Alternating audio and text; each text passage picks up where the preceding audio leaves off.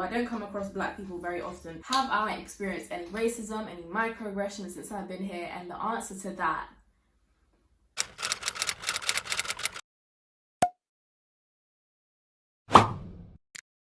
Hi guys, welcome back to my channel. If you're new here, subscribe or don't, it's up to you. I hadn't done a sit down video in a while, and then I did a recent sit down video talking about Oxford University, and now I'm doing another sit down video.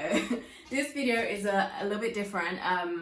It's a bit of a political one, you know. It's a bit of an emotional, no it's not, it's actually not. As many of you know, I moved to Spain. I've been living here for the past 6 months. Yep, I actually moved to Spain during a pandemic. I feel like some people might be interested, some people might be intrigued to know about my experience being black and living in Spain. It's very different for, you know, ethnic minorities to just be like moving around and traveling in countries where like there's not many of us, and specifically black people. We're going to be specific to black people because I'm black, so I'm not going to say people of colour, ethnic minorities, no, black, because we're talking about me, okay? I moved to Spain in December. When I first moved here, I was accompanied by my boyfriend, so it wasn't really intense. I didn't really notice much because I was just so consumed with the moving here, so I didn't really notice anything. But I feel like immediately the first thing I noticed when I moved to Spain, I live in Valencia specifically. Just remember that my experience like might be quite specific to the part of Spain I live in. Like I'm guessing that, and I've heard a few people say that there's more black people in other parts of Spain. However, for Valencia, let me just tell you, when I first stepped foot in this country, not a black person in sight. I don't think the first day I came,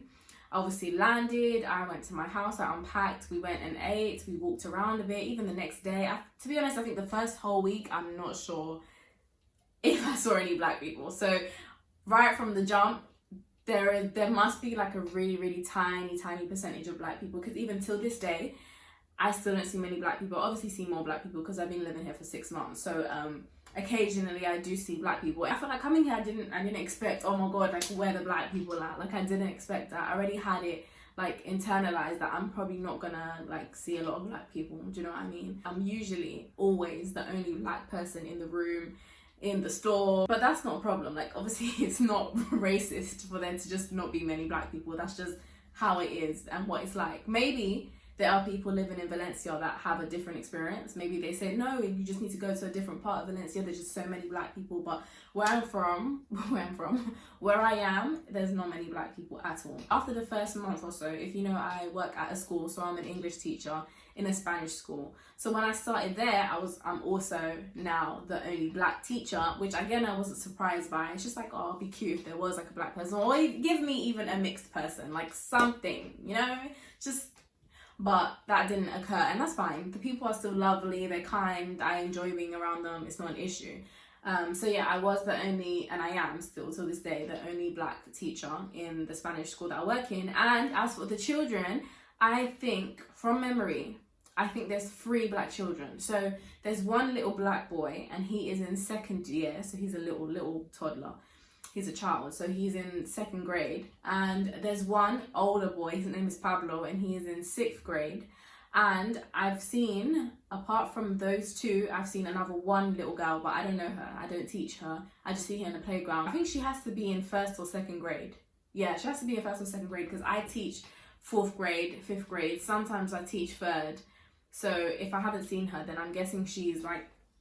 As for the racism, have I experienced any racism, any microaggressions since I've been here? And the answer to that is no, none at all. Like honestly, I've been so surprised, and like I never expected it. I just didn't. It's sad to say that I was surprised that I didn't experience any racism or anything like that, but come on, like let's be realistic. Do you know what I mean? Like oftentimes as a black person, you do. Even in your own home country, you can experience racism. So imagine when you go abroad where there's less black people. But I haven't experienced any, like not even a tinge. It could be that people are having opinions when I leave the room, and that's fine, that's great. Like you're not saying it in my presence, you're not making me feel a certain way, but I haven't experienced anything. I haven't even had anybody make me feel uncomfortable because of the colour of my skin. And honestly, that's impressive. Honestly, you shouldn't applaud a fish for swimming, but sometimes you can't help but be a little bit surprised. Coming to Spain now, I'm thinking, oh, this is going to be long, because my head is just like, larger the population of old people in that country,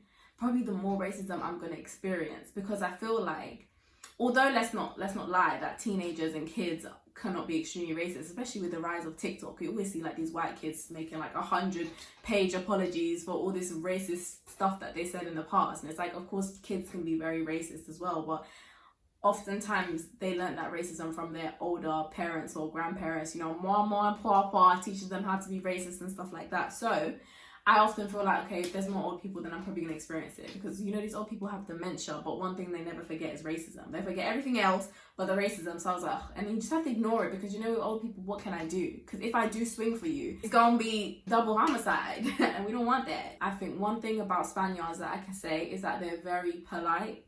Most of them, I can't obviously speak for the whole population, but they always greet you, they always make conversation. And honestly, working in that school has been the best experience of my life. Like, my journey is coming to an end, but honestly it really has. With these kids, like, they're so loving to me, they always hug me. And I know that they're curious because they're not often around black people. They're probably thinking like, how come her skin is brown, or what her hair texture. Like, when I first came in, I had braids, and they were always so intrigued. They were like, oh, did you do it yourself? How long did it take? Like, your hair's so long. Even today, this is literally such a coincidence that I'm filming this video today, but earlier today I went shopping. It was really hot today, so I just went out, and this older man walked past me.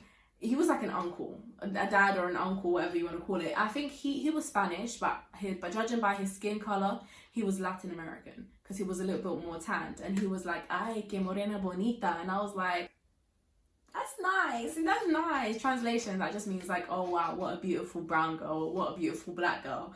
And honestly, that's the most I experience. Like, if somebody's trying to compliment me, of course there's always creepy men, but that's not being a black girl thing, that's just being a woman thing. That's a whole different conversation. So we're not talking about harassment from men, because this would be a long video. Although I haven't experienced that much, you know what I mean? I'm not trying to say that. There was one time where I went into a fruit shop, frutas y verduras. It was just like a vegetable and fruit shop, whatever. I went to go buy a plantain, actually. Spanish Pakistani man that was, you know, working there, and there was nothing racism or microaggressive about what he said, but he was making like really strange stereotypical comments.